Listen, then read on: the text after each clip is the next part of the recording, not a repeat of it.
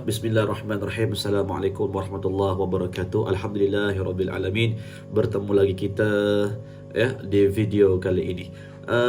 Saudara, di video kali ini kita mau berkongsi membahas satu fakta yang nyata berkaitan tentang sihir perniagaan. Dan ini semakin hari semakin ramai yang terkena sihir ini, dan perkara ini tanpa kita sedari. Pembahasan yang menarik, saudara, menurut saya, sebab ada bukti yang kukuh di mana peniaga-peniaga di luar sana menjual nasi kuning, menjual nasi kuning, kan? Kita kan peniaga, kita ni penjual. Jadi kalau kita menjual, kita pastikan kita punya makanan, barang-barang semua bersih, dan kita ini bicara pasal satu perkara yang di luar akal pemikiran kita, kan? Mana mungkin ikan lauk nasi kuning yang baru dibeli hari ini, kan? Besok petang kita sudah mulai masak, sudah mulai goreng, dan ketika dijual paginya ikan tersebut mengeluarkan ulat. Jadi sekarang ini kita bahas skop di bahagian sihir perniagaan. Ada peniaga-peniaga yang datang, berjumpa dengan kita, bertanya tentang soalan-soalan, kenapa ya kami menjual, ada orang masa dibungkus nasi kuning. Kita tengok nasi kuning dan lauknya, ladanya pun tidak ada apa-apa, tidak ada ulat, tidak ada telur lalat, tidak ada rambut. Semua okey. Tetapi ketika ada pembeli sudah mula makan. Hampir setengah habis makanan nasi kuning tersebut, tiba-tiba keluar ulat daripada ikan tersebut. Keluar ulat, saudara. Jadi ini satu perkara yang sangat-sangat menarik. Saya terpanggil untuk membahaskan perkara ini. Ini satu perkongsian kepada saudara di sana, di luar sana. Saya ambil inisiatif untuk rakam video ini, upload di YouTube agar sama-sama kita mengambil pengajaran iktibar apa yang sudah berlaku kepada saudara kita yang ada di luar sana. Sebenarnya, saudara, sihir perniagaan ini wujud adanya. Ia bukan mitos, ia bukan sekadar cerita dongeng, bukan cerita rekayasa, ia wujud. Tujuan utamanya adalah supaya peniaga-peniaga ini, penjual-penjual ini tutup dengan sendirinya.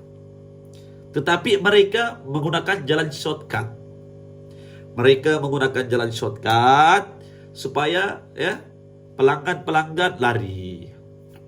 Di sana ada ulat, kan? Dan tentunya kedai-kedai yang jadi mangsa-mangsa seperti ini, warung-warung, gerai-gerai seperti ini, tenda-tenda, pasti yang kena ini orang-orang yang kedainya ramai orang, kedainya viral, warungnya viral, nasi kuningnya viral, nasi lemaknya viral. Jadi ini satu perkara dalam kurungan ini melibatkan masalah hati, dengki, cemburu, sakit hati. Kenapa jualannya boleh habis dengan cepat? Kenapa laku kita lambat laku? Jadi mereka cari jalan tengah, jalan shortcut, bagaimana orang-orang yang berjaya ini dapat dijatuhkan tanpa menyentuh. Ini motif-motif mereka. Apakah ia termasuk kategori sihir? Iya, sihir. Sihir ini satu perkara yang betul jadi salah. Itu makna sihir. Sihir suatu perkara yang betul jadi salah. Contoh, nasi kuning yang bagus, lauk yang sedap, lada yang masih baru, nasi kuning yang baru dimasak, tiba-tiba keluar ulat. Demikian dengan pasangan suami istri, berkasih sayang, kemudian terkena sihir pemisah, tiba-tiba benci. Ini diantaranya fenomena sihir. Intinya dalam garis bawah, dalam kurungan, sihir ini adalah suatu perkara yang diambil oleh orang yang dengki, iri hati, yang tidak suka kepada kita. Mereka guna jalan shortcut untuk menghancurkan kita, untuk menzalimi kita, ya, tanpa harus menyentuh. Kita kalau sudah mau berjaya, pasti banyak rintangan ujian yang datang melanda kepada kita. Betul? Satu, ketika kita berniaga, gerai-gerai tenda, warung, ya, ataupun kedai, jangan sesekali memungut duit shilling yang jatuh di bawah lantai. Saya bagi nih. Ini saya bagi terus. Saya bagi clue. Jangan memungut duit shilling, ya, yang berada di bawah lantai. Biarkan saja. Yang kedua, ketika selesai berniaga, sebelum pulang ke rumah, bersihkan dahulu tempat, ya, premis kita. Bersihkan gerai kita, warung kita, restoran kita, ya, kedai kita. Bersihkan dahulu. Pastikan tidak ada sisa-sisa sampah lagi. Dan keesokan harinya, jikalau kita nampak ada sampah-sampah yang baru, bermakna ada sesuatu perkara yang coba-coba masuk ke dalam wilayah kita. Ini terjadi biasanya bangkai tikus, bangkai anjing, kucing, najis manusia, najis haiwan, disimbah lumpur, disimbah air kubur, tanda kubur, ini berlaku. Jadi untuk mengetahui perkara ini, bersihkan tempat kita. Kita lihat keesokan harinya, jika ada barang-barang yang baru, duit shilling, lada, najis, bangkai, apalagi paku, benda-benda, maka jangan dipegang, jangan disentuh. Sebaiknya ambil penyapu, ludah dahulu, ludah, begitu ludah, syarat sahaja ludah, lalu berniat, ya Allah, jika ini sihir, maka batalkanlah ya Allah, dan lindungilah kami, ya, daripada mara bahaya datangnya daripada manusia ataupun setan. Kemudian tiup, bus, sapu, lalu buang. Kalau duit shilling, kumpul, tidak perlu simpan di dalam box duit kita, tetapi sediakan tabung di luar, letak dalam tabung. Itu duit jangan pakai. Ini langkah-langkah berjaga-jaga, saudara. Ini berlaku di luar sana. Mereka menggunakan sihir dengan media duit shilling, lada, paku, jilet, jarum, ya, bangkai haiwan, tikus, anjing, ayam, najis, air kuburan, ya, tanah kubur. Ini tanah kubur ini berlaku. Jadi kita buat persiapan serapi yang mungkin. Yang ketiga, perhatikan suasana kedai.